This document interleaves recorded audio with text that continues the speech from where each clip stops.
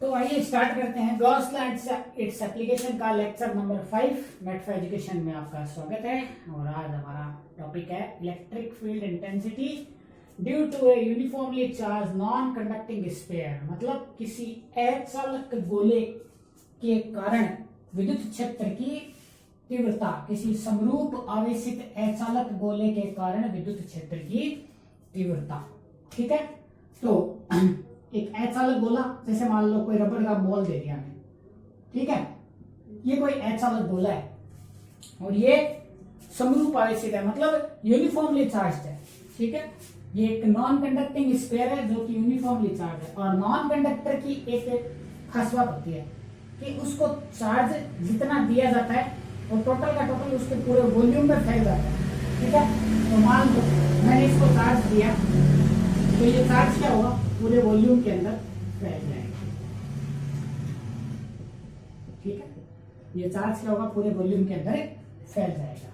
ठीक है, तो मैं मान लेता हूं मैंने इसको क्यू चार्ज दिया। ठीक है, तो इसका आयतनीय आवेश घनत्व होगा, क्यों? क्योंकि अब पूरा चार्ज वॉल्यूम के अंदर आयतन के अंदर है, तो क्या होगा, इसका आयतनीय आवेश घनत्व है ना। तो क्या बोल देंगे हमें, इसका आयतनीय आवेश घनत्व है। वॉल्यूम चार्ज डेंसिटी क्या बोलेंगे, वॉल्यूम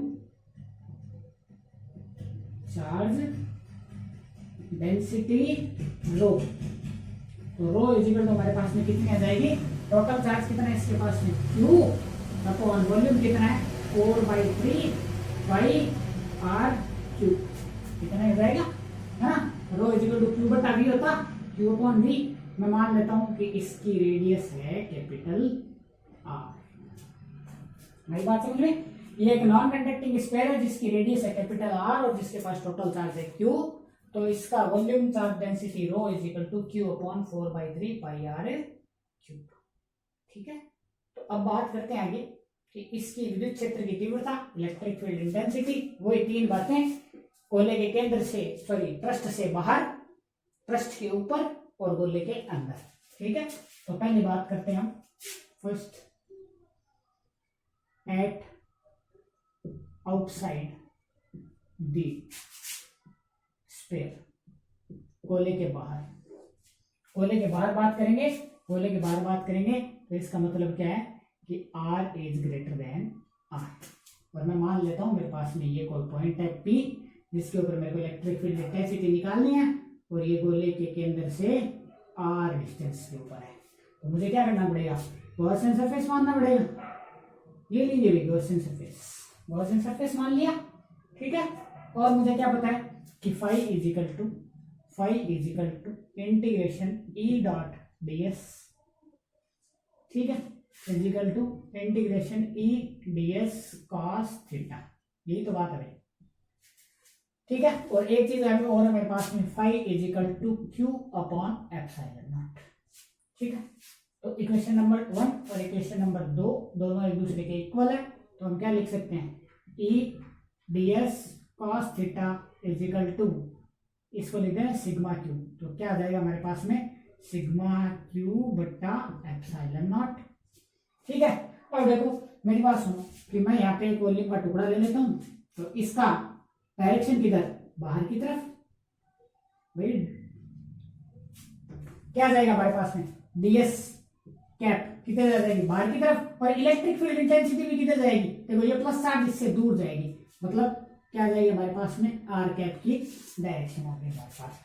ठीक है, आगे की बात समझ में, तो ये बात तो आगे की आगे देखेंगे। ठीक है, तो ई इलेक्ट्रिक फील्ड इंटेंसिटी और डीएस दोनों एक ही डायरेक्शन के अंदर, थीटा की वैल्यू 0 और 0 की वैल्यू 1। ई आ जाएगा बाहर, अंदर क्या बच गया, डीएस इज इक्वल टू क्या आ जाएगा, सिग्मा क्यू की value capital Q upon epsilon not. DS क्या आ जाएगा, इन सबको जोड़ देंगे, थोड़ा मिला के सबको, है ना, सबको जोड़ देंगे तो क्या आ जाएगा 4 pi are square. E is equal to कितना आ जाएगा मेरे पास में, e into 4 pi small are square. क्यों, क्योंकि इस सर्कल की रेडियस कितनी है, इस स्फीयर की रेडियस कितनी है, जो मैंने गॉसियन सरफेस माना है इसकी, स्मॉल आर है, इज इक्वल टू क्यू की वैल्यू कितनी है, क्यू की वैल्यू आ जाएगी rho into 4/3 pi capital R cube बटा एप्सिलॉन नॉट।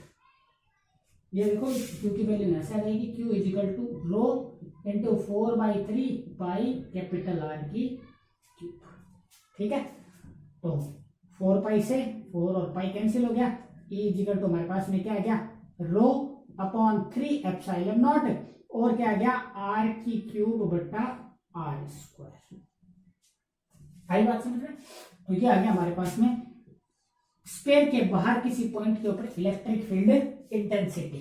ठीक है, एक फॉर्मूला एक अलग तरीके से भी लिख सकते हैं हम, E इज इक्वल टू आ जाएगा रो R की cube upon 3 epsilon naught into 1 upon R square. और ये क्यों लिखा है ये बात बाद में करेंगे। ठीक है, लास्ट के अंदर करेंगे ये बात। अब एट आउटसाइड द स्फीयर आ गया। अब दूसरी बात करेंगे at the sphere. At the sphere, sphere के ऊपर, गोले के ऊपर। गोले के ऊपर क्या आ जाएगा हमारे पास में, गोले के ऊपर की वैल्यू क्या आ जाएगी, गोले के ऊपर का मतलब R is equal to capital R। भाई गोले के ऊपर यहां माना तो मेरे पास में गॉसियन सरफेस भी इसी को मानना पड़ेगा, गॉसियन सरफेस इसी को मानूंगा तो small r is equal to क्या आ जाएगा, कैपिटल R। तो इसको लिख देता हूं E आउटसाइड, है ना, और E surface is equal to कितना आ जाएगा मेरे पास में, E सरफेस के लिए R is equal to capital R equation number 3 के अंदर रखूंगा तो कितना आ जाएगा, रो R की cube upon 3 epsilon naught into 1 upon R square. ठीक है, नई बात समझ में? तो ये कितना आ जाएगा हमारे पास में, R की क्यूब R स्क्वायर कट गया, कितना आ गया, रो R अपॉन 3 एप्सिलॉन नॉट। ये आ गई इक्वेशन नंबर 4। ठीक है, अब बात करेंगे गोले के अंदर की, और ये मोस्ट इंपॉर्टेंट चीज है, यहां तो हमें जोर नहीं आया। अब देखेंगे गोले के अंदर, थर्ड पॉइंट देखेंगे, इन दी स्फीयर। इन दी स्फीयर के मतलब R is less than capital R। मैं मान लेता हूं मेरे पास में ये कोई पॉइंट है P और ये डिस्टेंस है मेरे पास में स्मॉल r। ठीक है, तो अब गॉसियन सरफेस क्या हो गया, ये हो गया। अब गॉसियन सरफेस ये हो गया तो देखो चार्ज की वैल्यू बदल गई, यहाँ पे चार्ज की वैल्यू बदलेगी। क्यों? क्योंकि अब उतना ही चार्ज ले सकते हैं जो इस गॉसियन सरफेस के अंदर है। ठीक है, तो मैं मान लेता हूं गॉसियन सरफेस के अंदर चार्ज है q डैश। ठीक है, assume charge in Gaussian surface is equal to q dash. क्या मान लेते हैं, q डैश। आई बात समझ में?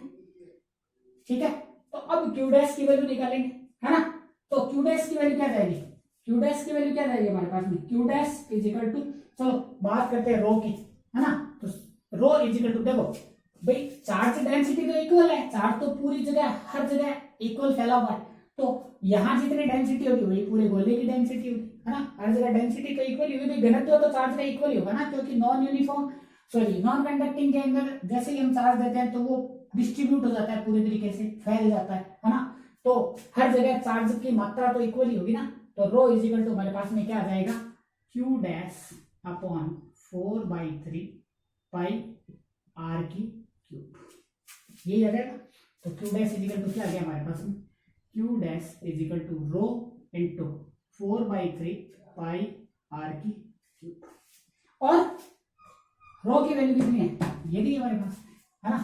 तो q dash is equal to क्या गया, q dash is equal to rho की वैल्यू कितनी, q upon 4/3 pi capital R की cube into 4/3 pi small r की क्यूब, 4/3 पाई 4/3 पाई।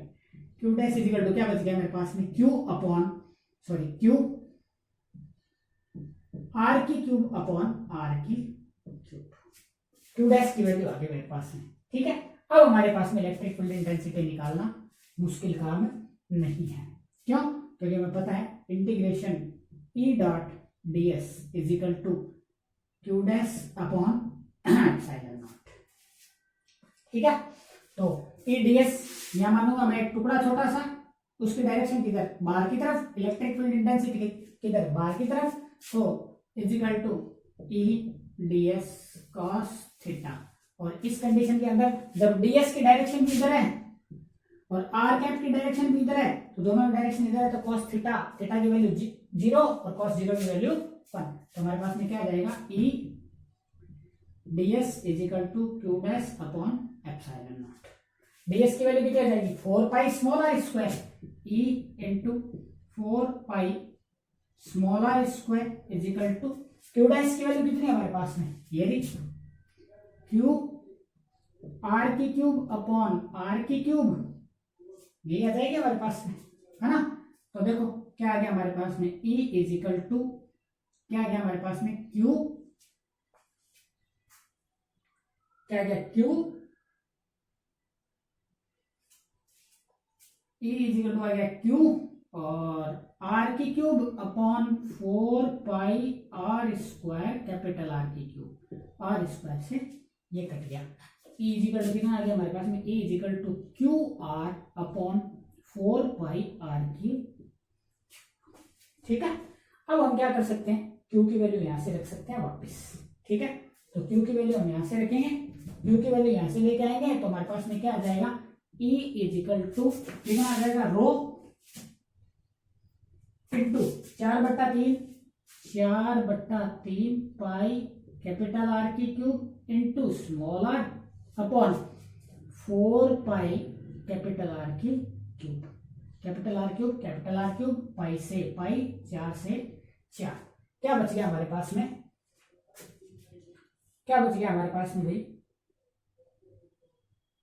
रो बट्टा 3, क्या बच गया भाई, रो बट्टा 3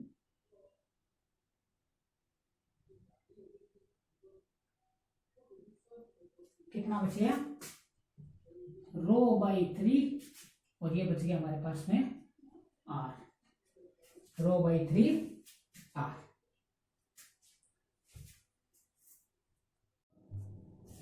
रो बाई 3 आर, और ये एक चीज भूल गए हम, यहां लगाना पड़ेगा एप्सिलॉन नॉट, कितना बच गया, rho by 3 r upon epsilon naught, ठीक है।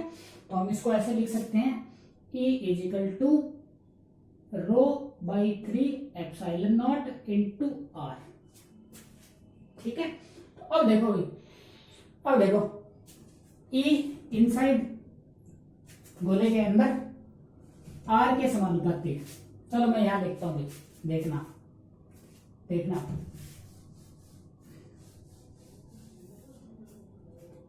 E inside is equal to, देखो rho constant, 3 constant, epsilon naught constant, तो क्या बच गया, E इनसाइड, पहली बात करूंगा मैं, ए पॉइंट लिखता हूं, a point, E inside proportional r, मतलब जैसे जैसे हम केंद्र से दूर जाएंगे विद्युत क्षेत्र की तीव्रता क्या होती जाएगी, बढ़ती जाएगी,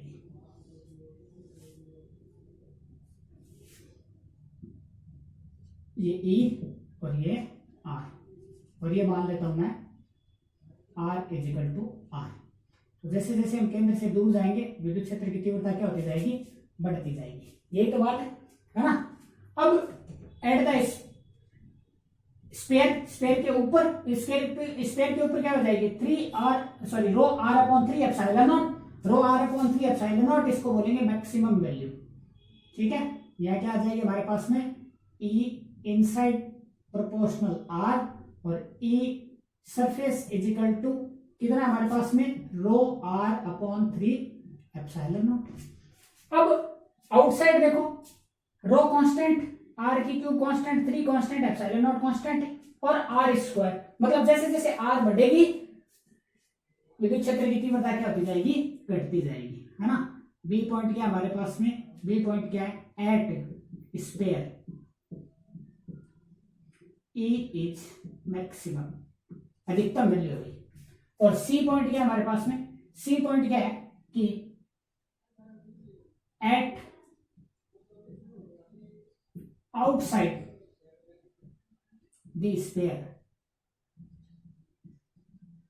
E outside proportional 1 upon r square, या फिर E outside inversely proportional r square, inversely proportional r square मतलब इस प्रकार से घटती जाएगी, ठीक है।